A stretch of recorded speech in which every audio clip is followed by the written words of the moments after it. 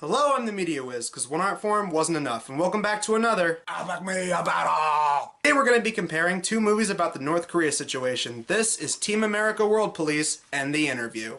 Team America was created by the South Park guys, Trey Parker and Matt Stone, with the film style being a parody of the original Thunderbird series and the plot a lampoon on Jerry Bruckheimer action movies. The movie is a satire of the state of America in the early 2000s. War, news media, pop culture, and of course the far extremes of politics, including the at-the-time North Korean leader, Kim Jong-il. On the other hand, The Interview was made by Evan Goldberg and Seth Rogen. Just one of your typical buddy comedies from them. You know, you got Seth Rogen and James Franco hanging out, smoking some weed, and trained to assassinate Kim Jong-un. You want to go kill Kim Jong-un? Totally. I'd love to assassinate Kim Jong-un. It's a date. Right. Naturally, this started an uproar.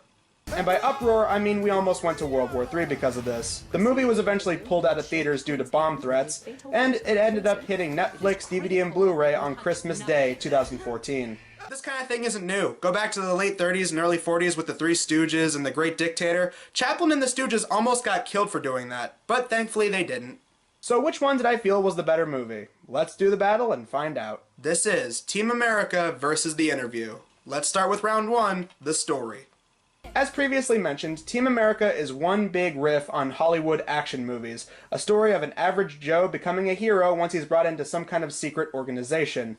In this case, the organization is Team America. Think of them as a spy group mixed with a special military squad, going around the world to deal with terrorists. And it seems that some powerful lunatic is leading some kind of global attack, rounding up terrorists and trusted figures like celebrities to carry out his plan of conquest. You also get plays on other typical stuff in these kind of blockbusters like one-liners, love affairs, third act falling out and then making things right again, etc., etc. The plot of The Interview involves a host of a late-night gossip show and his producer being invited to interview the North Korean leader. At first they're a bit hesitant, but then they're brought in by the US government telling them that they can use this interview as an opportunity to have him assassinated.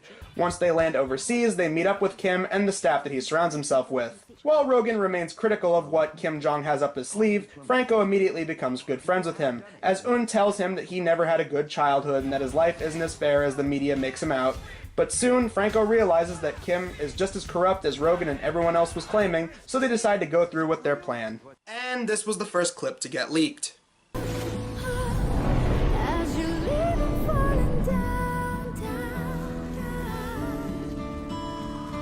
So which did I feel have the better story?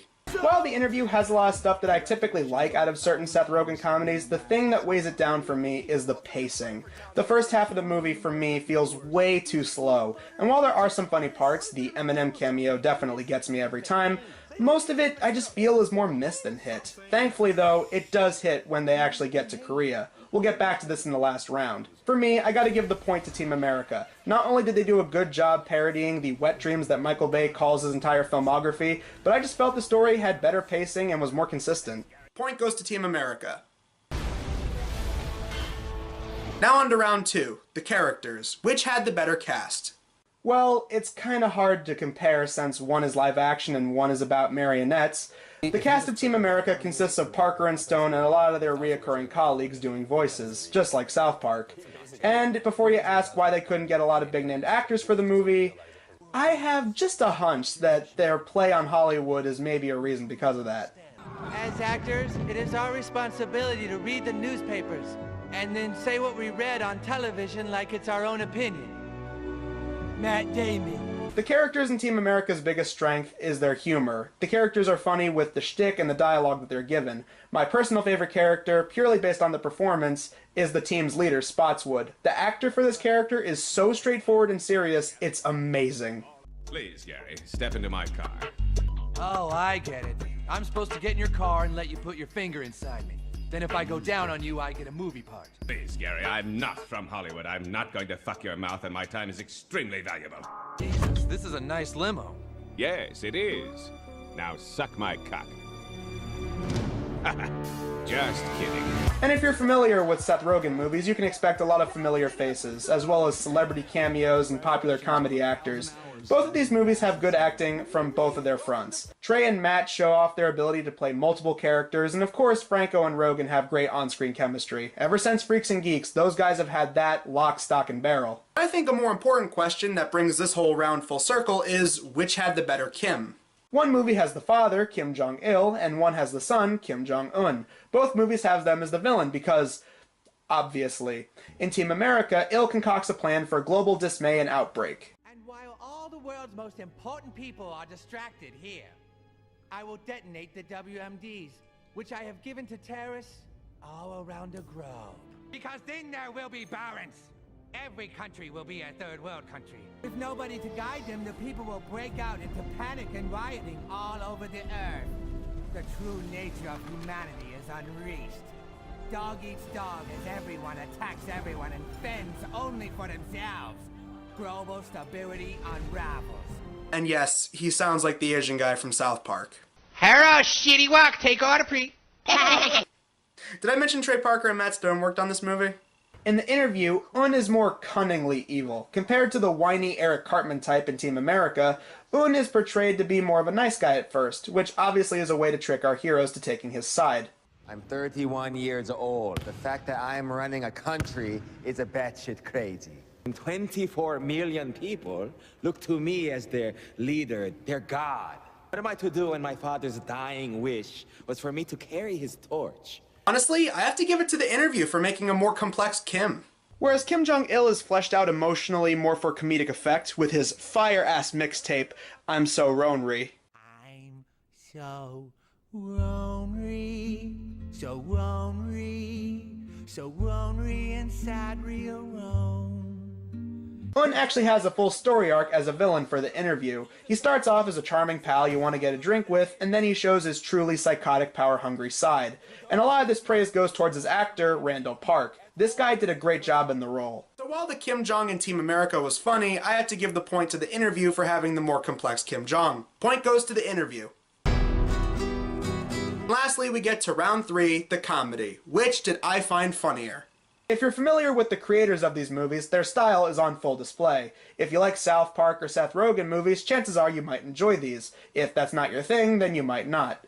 I mean, a lot of the same dick and weed jokes that are in almost every Seth Rogen comedy are in this as well. Oh, I don't know who I fucked last night, but I got some stink dick. Yo, my dick stinks. So weird how you just want to keep smelling it though. Yo, you gotta come over and smell this shit. Yo, come smell this. You gotta identify this. I don't know what it is. Excuse him. He has stink dick. And I have nothing against Seth Rogen personally, I just like some of his movies more than I like some of his other movies. My biggest problem with this movie is the first third. Before they get to Korea, the movie is just bogged down with a lot of what seems like ad-libbing that just isn't that funny. And James Franco, I like you man, but my god, your mugging in the first half of this is just annoying.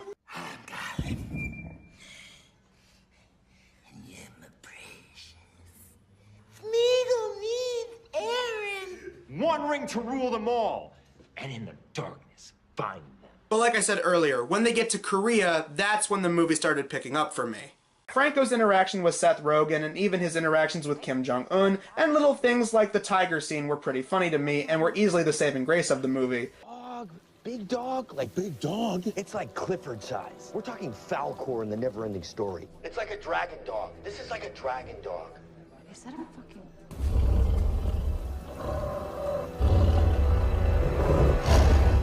There's a tiger. Team America, however, I thought was more consistently funny. Every little thing that I liked about South Park was done right here. Crass language. That if you don't let us fuck this asshole, we are gonna have our dicks and our pussies all covered in shit. Check. Stereotypes.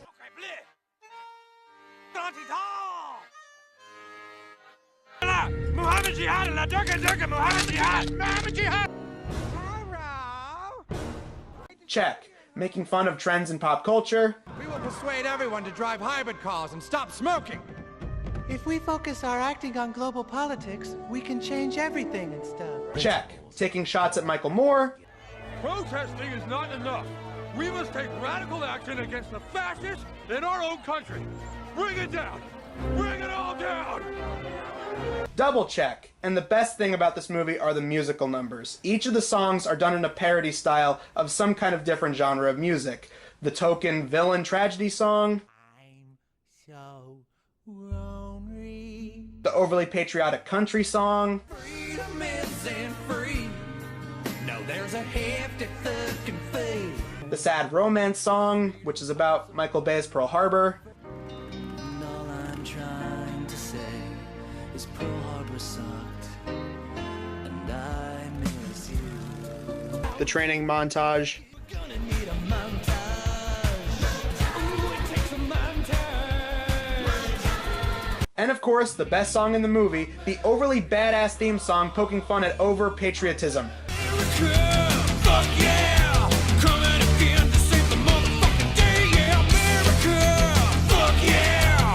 Freedom is the only way, yeah! All of this and more is the kind of stuff that I grew to like about South Park. In fact, there's even stuff in this that I liked more than I did in South Park, like the gross-out humor.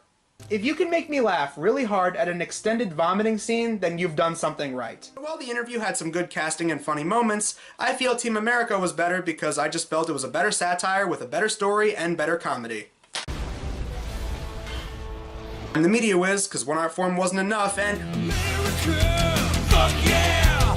Coming again to save the motherfucking day, yeah! I don't like how my beef pork looks right, and the rest time I eat your food. I got the rice, chicken, beef, tofu. Now I poop while I'm peeing.